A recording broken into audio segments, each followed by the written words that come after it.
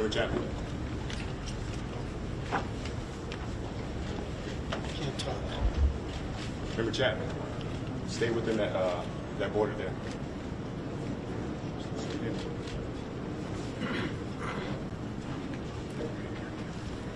Thank you for joining us. My name is Jennifer Homendy, and I'm the chairwoman of the National Transportation Safety Board. The National Transportation Safety Board is an independent federal agency that's charged by Congress with investigating every civil aviation and serious accident and serious incident in the United States and significant events in other modes of transportation. I want to start by expressing our deepest condolences, our sympathies on behalf of the entire board for those who lost loved ones in this terrible tragedy. Our thoughts, our prayers are with you. Entire communities were affected, and we are thinking of you. With me today is Bryce Banning. Bryce is a senior aircraft accident investigator with the National Transportation Safety Board. He's also going to serve as our investigator in charge of this investigation. Also with me today is the entire board. We have Todd Inman, Member Todd Inman. Todd is going to serve as the board member on scene, the spokesperson for this investigation. All of the board members will be here. We have Vice Chairman Alvin Brown, Member Mike Graham, who lived in Wichita for 20 years, and we also have Member Tom Chapman. The NTSB's headquarters is just a mile from here, and so we are all here because this is an all-hands on-deck event, and we're here to assure the American people that we are going to leave no stone unturned in this investigation. We are going to conduct a thorough investigation of this entire tragedy, looking at the facts. Now, with that, I want to level set. When we go to the scene, and we were here last night, we allow the responders to do their important safety mission, which in this case was search and rescue and recovery. We stand back to allow them to do their important safety mission. And so this for us is our first full day on scene with our entire crew coming together. We have about nearly 50 people on scene, and in addition to our resources back at headquarters in our labs and throughout the agency. So with that said, we are not going to get into specific facts in this press conference. I want to level set here. We're going to get into our investigative process. As we are able to confirm factual information, we will provide that. I do want to say this is a whole of government effort.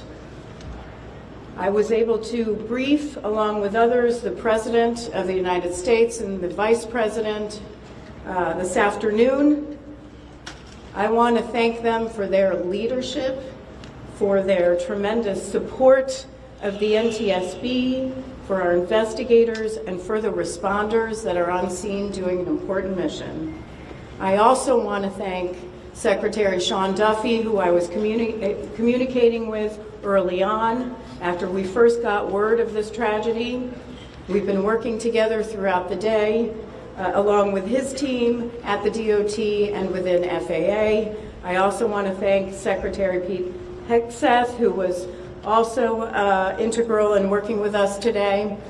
Chris Rocheleau, the acting administrator of the Federal Aviation Administration. We've heard from many members of Congress on both sides of the aisle, and so I will say this is a tremendous, one more time, whole of government effort.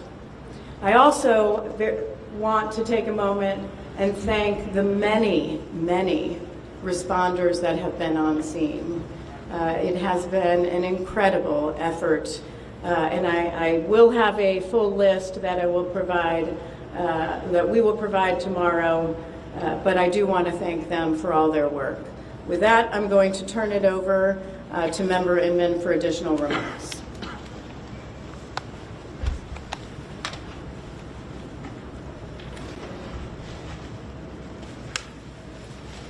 So today is our first full day on scene. Our investigative team will be on scene as long as it takes in order to obtain all of the perishable evidence and all the fact-finding that is needed to bring us to a conclusion of probable cause. Our mission is to understand not just what happened, but why it happened, and to recommend changes to prevent it from happening again. Since we're just beginning our investigation, we don't have a great deal of information to share right now. We will keep you informed by giving regular updates as we learn more. Our intention is to have a preliminary report within 30 days, and the final report will be issued once we've completed all of our fact-finding and investigation. Now, we will not be determining the probable cause of the accident while we are here on scene, nor will we speculate about what may have caused this accident. Today, we will be going and having an organizational meeting and establishing our parties to our investigation. We currently have the following parties that are already identified: PSA Airlines, GE Aerospace, Sikorsky, FAA, NACTA, which represents the air traffic controllers, ALPA, which represents the pilots, Army, AFA, which represents the flight attendants. The Transportation Safety Board of Canada will be an accredited representative under Annex 13 of ICAO. They will be supplemented by MHIRG as a technical advisor. They were previously known as Bombardier. The NTSB offers this party status to those companies, government agencies, and associations that have employees, activities, or equipment involved in the accident. We offer that because they will provide technical expertise and relevant information supporting the development of the best possible factual record. Once they join this investigation, they are not permitted to release documents or talk publicly about the investigation without the consent of the NTSB. So I want to stress this: it is only the NTSB that will provide information related to this investigation, with one exception. Regarding the fatalities that occurred, that notification will be handled by the DC medical examiner. We will not be discussing fatalities or names. That will be handled by them as the proper authority. So we want to talk a little bit about our process. We will analyze the facts and determine the probable cause of the accident, and then issue a report of those determinations. I also want to talk a little bit about some additional people that are here with us, and they're very important to us, and that is our family assistance group. Later today, we will be briefing the families. We normally try to do this before a media event, but in this case, they're still arriving. Our family assistance specialists are already working closely with local officials and others to help assist them in their efforts to support everyone that's affected by this accident. And let me just reiterate what the chair said. A loss of life in an aviation accident is very unusual in the United States, and our heartfelt sorrow goes out to everyone that's affected. It affects us, it affects everyone around us. There are a lot of people hurting today. We will help find out what happened. We will do it factually, and we will do it accurately. As part of this, we are going to be standing up some specific working groups. Those working groups will be operations. They will be looking at the history of the accident flight and crew members' duties for as many days before the crash as appears relevant.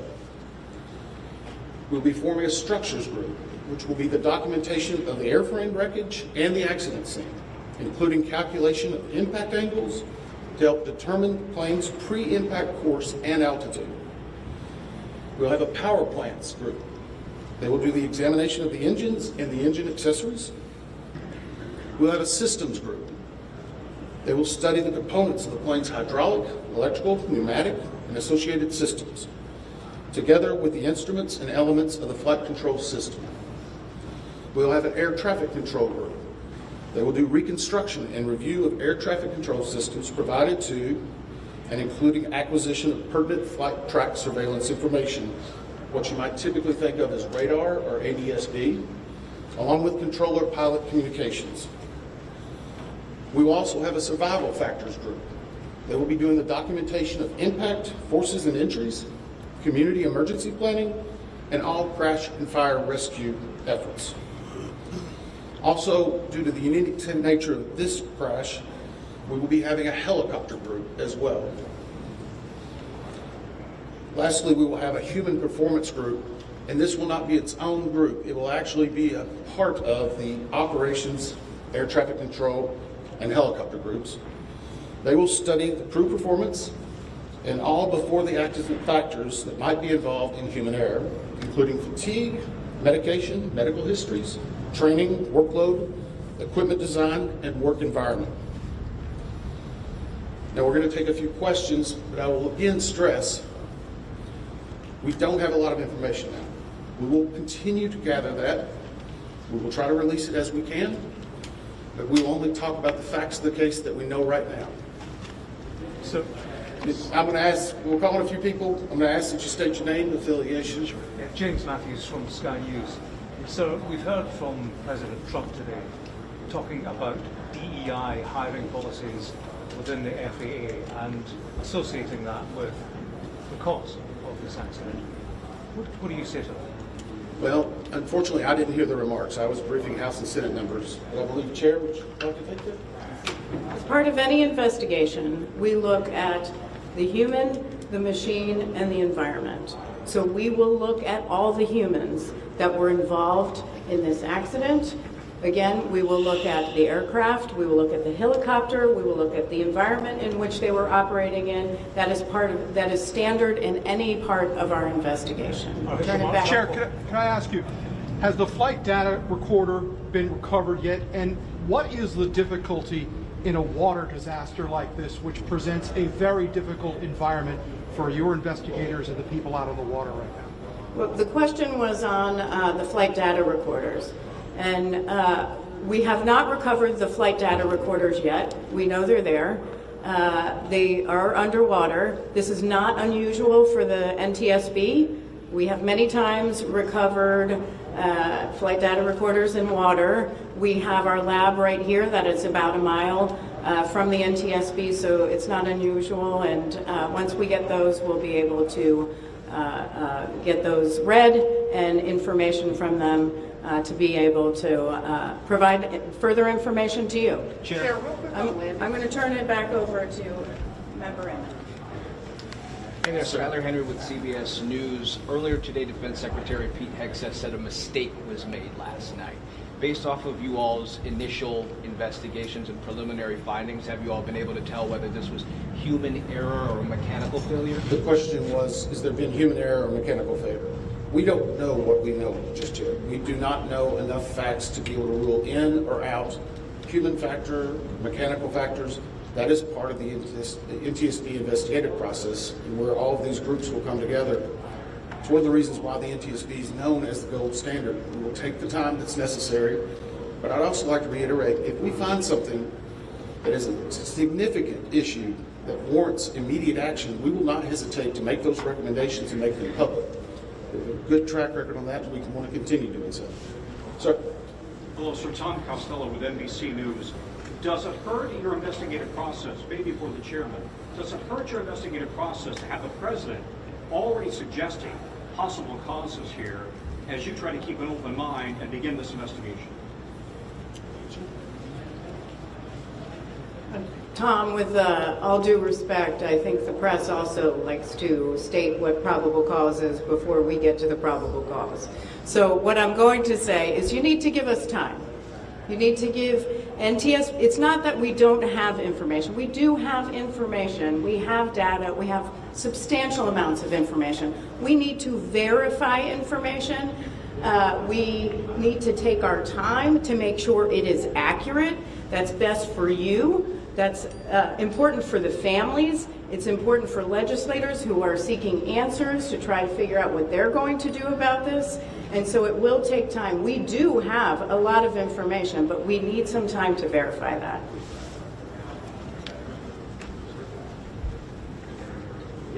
Chase Williams with Fox Business. I'm wondering about the conditions in the tower last night. Were there any performance issues in the past with any of these controllers? Anything of that nature? Question is about controllers. As I said, we are just now forming the groups.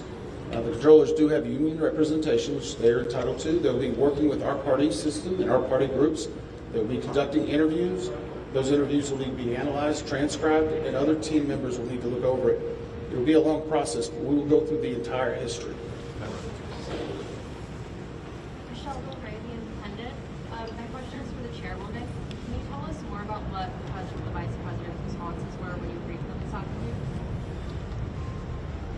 Sure. So the question was about my briefing for the president and the vice president. As is standard, we offer briefings on our process and what we know, and this was a briefing with the president and vice president and with Secretary Duffy and Secretary Hegseth and also the acting administrator of the FAA. There was discussion on what we know so far and our process, and that was about it.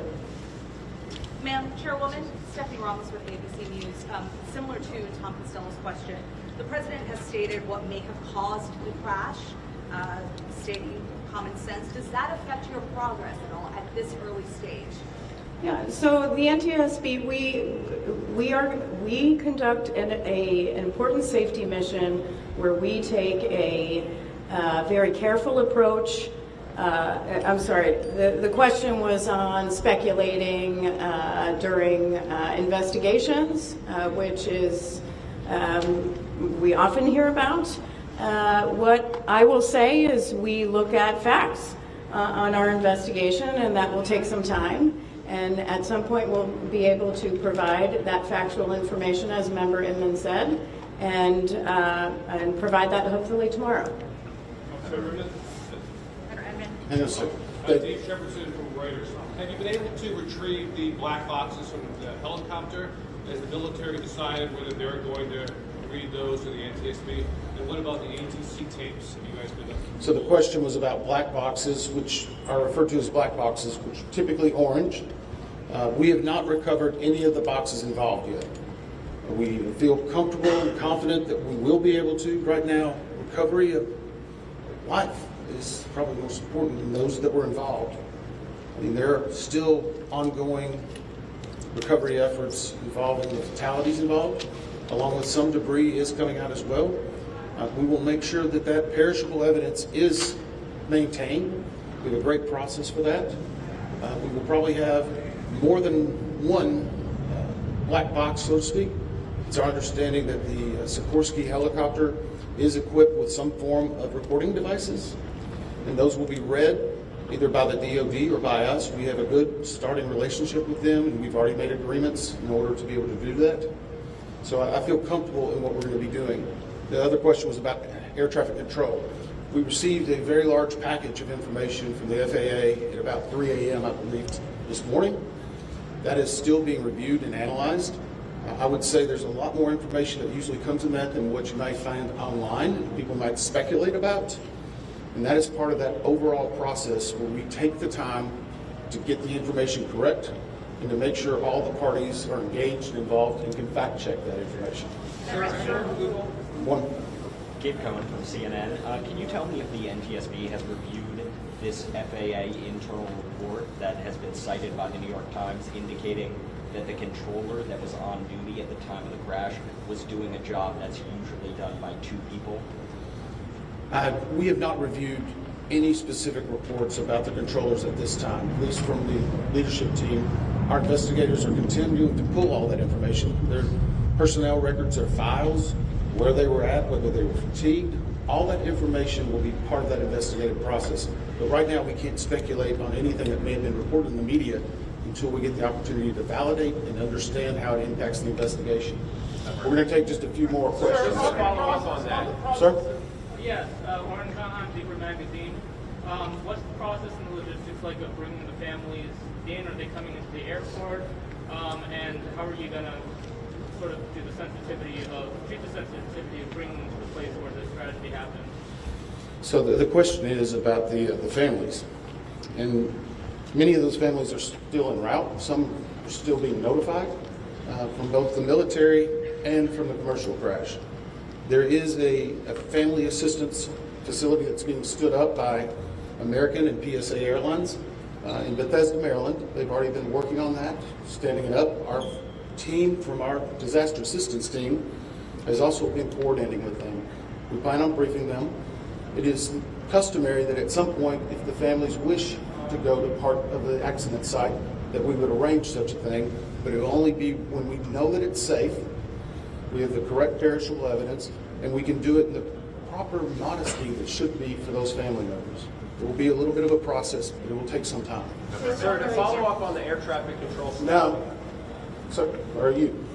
I know that Marielle Carver with DC News Now. We've heard from some witnesses that they saw people were able to come down the slides of the plane. Has there been any indication that people made it off the plane to the water? Well, again, we will not speak to the fatalities. The DC medical examiner will, but I think the DC fire chief this morning very succinctly said correctly that we believe there are no survivors. But were they off the plane? Like, did they even get out of the plane? Last question. Sir, Victoria Sanchez with So, hang on one second. Right now, we're going through the debris fields. Nothing we've seen would indicate that maybe slides or chutes were deployed. It was a very quick, rapid impact, but we've seen nothing in that regard so far from the evidence we have, but we still need to verify all of that information. One more question? Victoria Sanchez, ABC7. Right here. Sir, are you going to be looking at the family member's cell phone? Go ahead. Jeff Cook at ABC News. What do you know about the altitude of the helicopter at the moment of impact? And can you talk about the procedure for such helicopters in that area? The question was about the helicopter procedures. And in DC, it's kind of a unique environment. We've been getting briefed more and more by the FAA. I'm not an air traffic control specialist, but they're actually helicopter zones, if you will, or tracks. And this one was transiting, I believe, from track 1 to 4. As part of their normal procedure. If you live in DC, you see a lot of helicopters going down into this area. So there's a very well-defined system in that regard. As far as altitude, until we get the additional information, we can't validate or basically corroborate any of that until we get more of the electronic data and the data that's on the plane. I do want to clarify one question that also came about cell phones. You know, today's age and time, a lot of electronics and other devices do contain a lot of different information. We've found on a number of our accidents that we actually are notified through a smartphone that may sense that. As part of our process, we will obviously treat all of the effects of the deceased with dignity. We are already starting to pull that information together. If we feel that it's necessary to find or pull some of that information, we will work with the families and make sure we do it in a manner that's respectful for them and their privacy. But right now, we don't have any plans specifically on that amount, on that area until we need to. Thank you very much. Thank you very much.